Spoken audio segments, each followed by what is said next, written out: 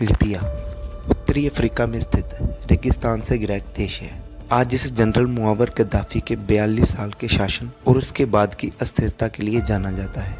1951 में आज़ादी हासिल करने से पहले ज़्यादातर समय लिबिया पर विदेशी शासन रहा। इसके बाद जल्द ही तेल की खोज ने इस देश को तरक्की और कामयाबी की राह पर ला दिया।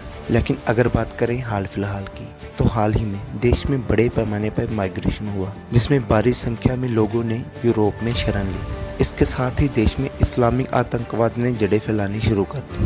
वीडियो में आगे बढ़े उससे पहले बात करते हैं लिबिया के एक महत्वपूर्ण पहलू की, यानी लिबिया के प्राचीन इतिहास की। लिबिया में युगों से ही बर्बर प्रजाति के लोग रहा करते थे। फिर आता है द ग्रेट रोमन एम्पायर।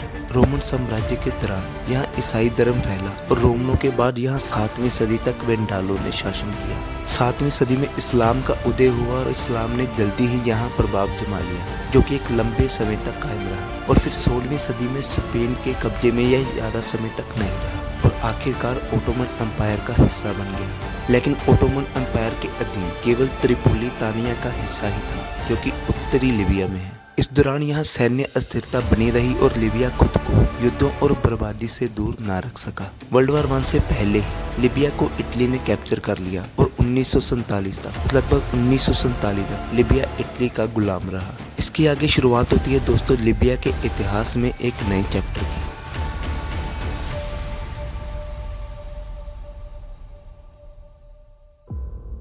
आज से करीब 12 साल पहले अगस्त 2011 के इन्हीं दिनों में लिबिया की सरकार ने अपने ही लोगों के विद्रोह के सामने घुटने टेक दिए थे। लिबियन अरब गणराज्य पर 4 दशक से भी ज्यादा समय से राज कर रहा उसका चेयरमैन छुप गया। वो जिसने लिबिया को अपनी मर्जी से चलाया, जिसकी पहचान उसके अजब गजब कपड़ों और मुंहफट भाषणों से थी। जी हाँ, हम बात कर रहे हैं मुअम्मर गद्दाफी की। वो गद्दाफी जो सत्ता में एक शांतिपूर्ण तख्ता पलट से आया था, लेकिन उसका अंत ठीक इसके उलट हुआ। गद्दाफी का जन्म सन 1942 में रेगिस्तानी शहर सिरते में हुआ था। यह सेना में भर्ती हुई और 27 साल की उम्र में गद्दाफी अचानक लिबिया की नज़रों में नायक बन गए। उसके बाद 1969 में शासक शाह इदरीस के खिलाफ तख्ता पलट किया गया। सत्ता में रहते हुए गद्दाफी ने विश्व समुदाय के रिश्तों से जुड़े कई बुरे दौर देखे। अमेरिका के पूर्व राष्ट्रपति रोनाल्ड रीगन ने एक बार उन्हें पागल कुत्ता तक बोल दिया था।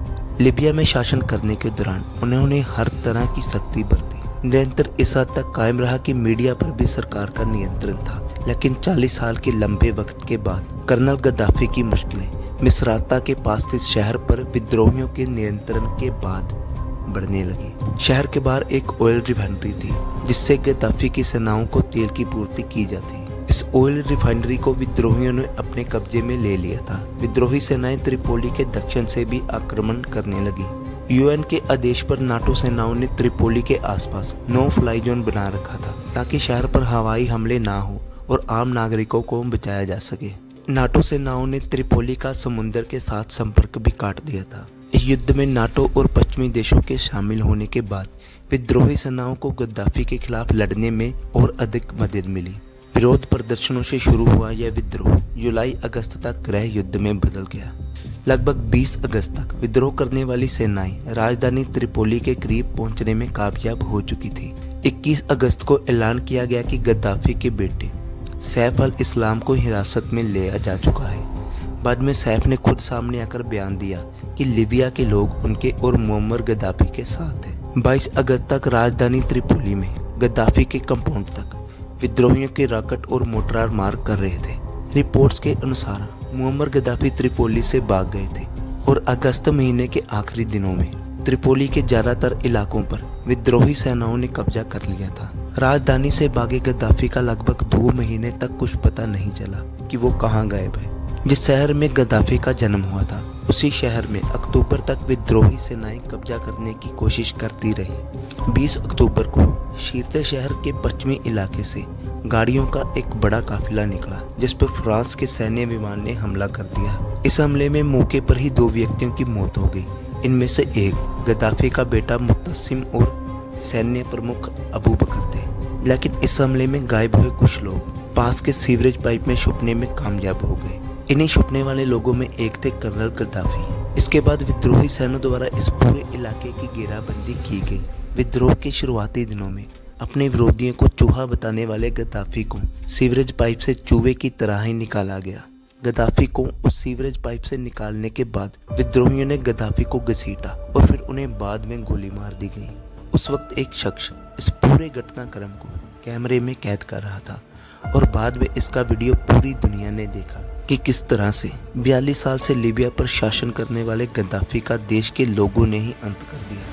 गद्दाफी की मौत को 12 साल बीत चुके हैं, लेकिन लीबिया में अभी तक अशांति और युद्ध का दौर जारी है। अभी लीबिया में 2 सरकारें मौजूद हैं, एक संयुक्त राष्ट्र समर्थित फायज अल सर्राज की त्रिपोली स्थित सरकार और दूसरा टोब्रुक में जनरल खलीफा हफ्तार का शासन। इसके अलावा लीबिया में राजनीतिक अस्थिरता की वजह से आईसिस जैसे आतंकी संगठन भी सक्रिय है। सर्राज को जहां पश्चिमी देशों कतर, तुर्की का समर्थन मिला हुआ है, वहीं हफ्तार के पक्ष में सऊदी, रूस और यूएई जैसे देश हैं। साल 2011 का अगस्त का वो महीना था जब 1969 से शुरू हुआ कर्नल गद्दाफी का तानाशाही का शासन गद्दाफी की मौत के साथ खत्म हो गया। लेकिन यह भी सच है कि तब से लेकर अब तक लीबिया में गृह युद्ध की स्थिति बनी हुई है।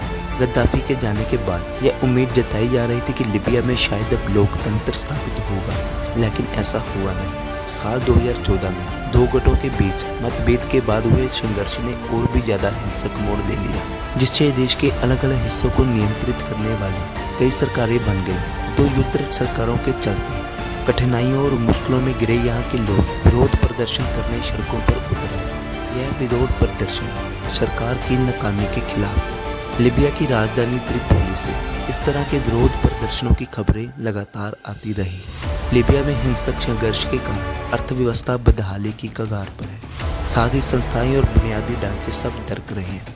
लीबिया का राष्ट्रीय कर्ज बढ़कर 100 अरब दिनार से ज्यादा हो गया है और यह लगातार बढ़ ही रहा है। मानवीय हालात अब भी चिंताजनक बने हुए हैं। लोगों को जबरन गायब किए जाने और हथियारबंद गुटों द्वारा लोगों को मनमाने ढंग से हिरासत में लेने की खबरें आए दिन मिल रही हैं। लीबिया में संयुक्त राष्ट्र के सहायता मिशन UNSMIC के एक प्रोग्राम में कहा गया कि देश में सामान्य स्थिति बहाल करने के लिए बिखरी हुई अर्थव्यवस्था को फिर से पटरी पर लाया जाना बेहद जरूरी है। इन्हीं कोशिशों के लिए देश के आर्थिक संस्थानों के प्रतिनिधि जरूरी आर्थिक सुधार करने और देश की अर्थव्यवस्था के प्रबंधन में आम जनता का भरोसा जीतने के लिए काम कर रहे हैं।